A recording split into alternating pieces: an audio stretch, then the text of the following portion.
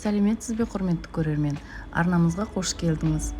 Қазір қаншама жылдан бері қолданып келе жатқан сенімді әдісімен қияр жабатын боламыз. Соңына дейін мұқият қараңыздар. Дәл осы рецептпен банка жабатын болсаңыздар, қиярларыңыз қысқа дейін айнымай, бұзылмай, өте дәмді болып тұрады. Ең алдымен қиярларымызды жақсылап жуып, екі шетін осылай алып, салқын суға салатын боламыз. Бұл процесс қиярлардың бойындағы ащысы, керексіз заттардың бәрі шығып, қиярымыз балғын түрге келуге көмектеседі.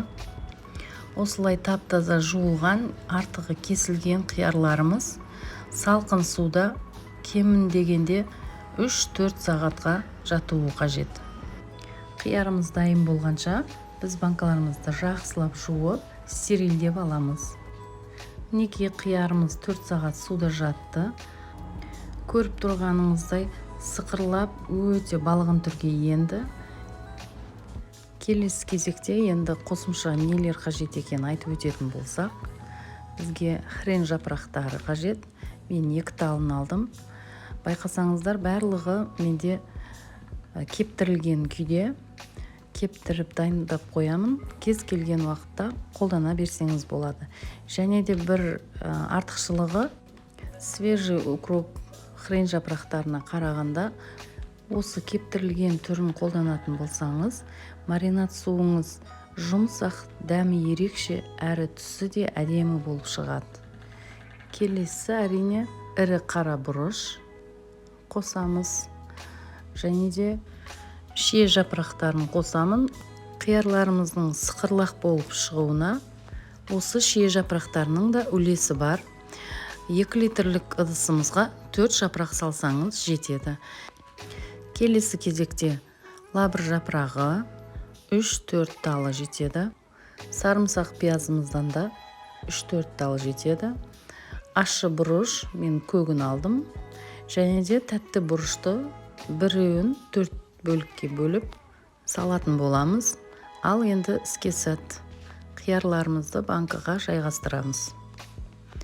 Алдымен банкамыздың түбіне жоғарыда аталған қосымша заттарымыздың бәрін салып аламыз. Дәл видеодағыдай. Оның үстінен қиярларды саламыз.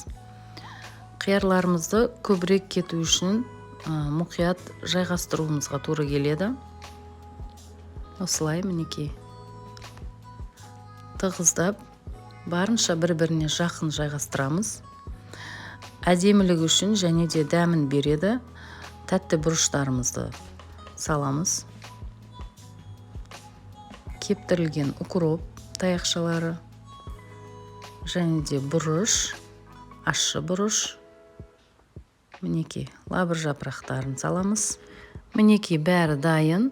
Енді сақырлап қайнаған суымызды үстінен құйып 15 минутқа қалдырамыз.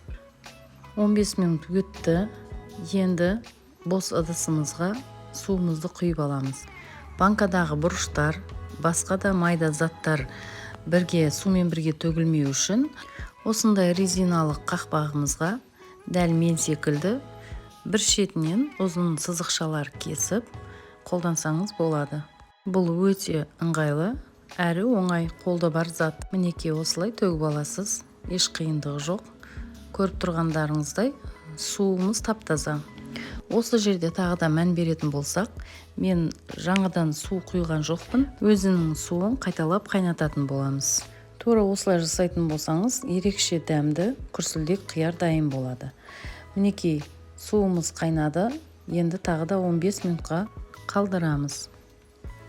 Дәл осы процесті тағы да бір рет қайталаймыз. Енді суымыз қайнағанша салмамызды салайық. 2 литр ыдысымызға 2 ас қасық тұз саламыз. 1 ас қасық қант салып, үстінен қайнап шыққан суымызды құямыз ақырында. Ең соңында жоғары пайыздық уксусымыздан 1 шай қасық қосып, алдын ала қайнатылған қақпағымызды қойып, арнайы құралмен жабамыз. Мұқият жабылғанын тексереміз. Және де банкамызды ары-бері қозғап, қанты мен тұзын ертіп аламыз. Дайын болған банкамызды қалың сүлгіге орап, толықтай суығанша аударып орап қоямыз. Мінекей құрметті көрермен, менің видеом осымен тәмам. Соңына дейін көргеніңіз үшін сізге көп рахмет. Келесі видеода дәл осы қиярды қызанақтың соғында жабатын боламыз. Жаңа видеоны қалдырып алмау үшін каналға тіркеліп, қоңырау жаны басып қойыңыз. Сіздермен болған Нағима Зұннұнқызы. Келесі видеода жолыққанша қош сау болыңыз.